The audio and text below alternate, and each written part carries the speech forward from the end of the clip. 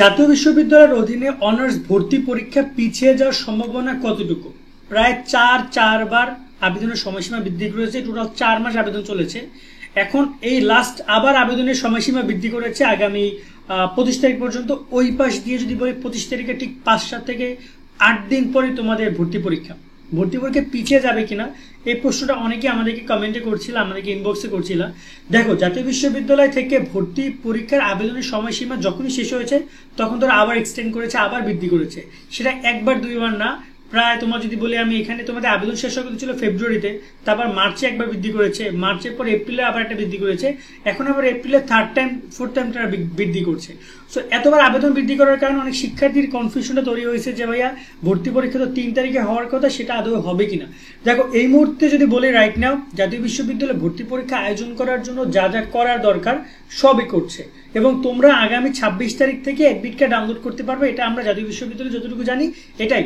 26 April থেকে তোমরা জাতীয় বিশ্ববিদ্যালয় ওয়েবসাইট থেকে এসে অ্যাডমিট ডাউনলোড করতে পারবে। যে দেখতে পাচ্ছ অ্যাপ্লিকেন্ট লগইন অপশনে ক্লিক করে তুমি তোমার অ্যাডমিট কার্ড ডাউনলোড করে নিতে পারবে। সব কিছু খুব ইজি হয়ে যাচ্ছে, যার কারণে তোমার এক্সট্রা পেশেন্ট নেওয়ার কোনো কিছুই নাই, পরীক্ষা পিছিয়ে যাওয়ার কোনো চিন্তা ভাবনা নাই। যদি কোনো প্রকার অপ্রীতিকর ঘটনা করে তখন তারা চিন্তা ভাবনা করবে, বাট এই যে 3 মে তারিখে পরীক্ষাটা হবে এটা তারা আজকে না, এটা তারা 21 জানুয়ারি জানিয়েছে, যখন তারা বিজ্ঞপ্তি প্রকাশ করেছে সেই জানুয়ারিতে।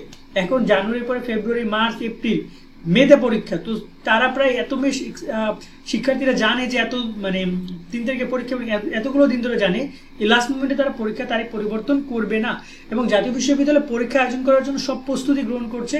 তোমরা এডমিট কার্ড ডাউনলোড করতে পারবা, সেক্ষেত্রে তোমাদের আর কোনো কথা থাকে না।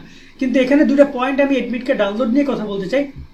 এডমিট কার্ড ডাউনলোড করার নিয়মগুলো নিয়ে আমরা ভিডিও তোমাদেরকে করে দেখিয়ে দিব। তুমি তোমার নিজের মোবাইল ফোন থেকে এডমিট কার্ড ডাউনলোড করতে পারবা, না কোনো কম্পিউটার দোকানে যেতে হবে, না কোথাও যেতে হবে। বাট প্রিন্ট করার জন্য তোমাকে কম্পিউটার দোকানে যেতে হবে, কারণ এডমিট কার্ড প্রিন্ট করে নিয়ে যেতে হবে।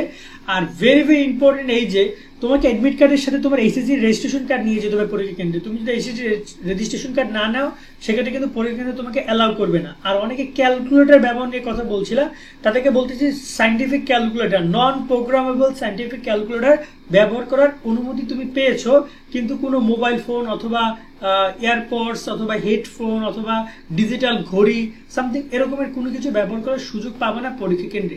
আরও বেশ কিছু গুরুত্বপূর্ণ নির্দেশনা পরীক্ষার আগে জাতীয় বিশ্ববিদ্যালয় থেকে জানাবে, সেগুলো চেষ্টা করবো তোমাদেরকে আমরা জানানোর। এই জন্য আমাদের সাথে সাবস্ক্রাইব করে তোমাদেরকে যুক্ত থাকতে হবে। এছাড়া একটা কথা তোমাদেরকে আমি বলতে চাই, যদি কোনো কারণে পরীক্ষা পিছিয়ে যায়, সেটা যদি পিছিয়ে তাহলে সর্বোচ্চ 1 সপ্তাহ পিছিয়ে যেতে পারে, বাট এই মুহূর্তে সেরকম কথা আমরা শুনিনি। তাই এডমিট কার্ড ডাউনলোড শুরু করছে আগামী 26 তারিখ থেকে। তোমরা অনলাইনের মাধ্যমে এসে এডমিট কার্ড ডাউনলোড করতে পারবা।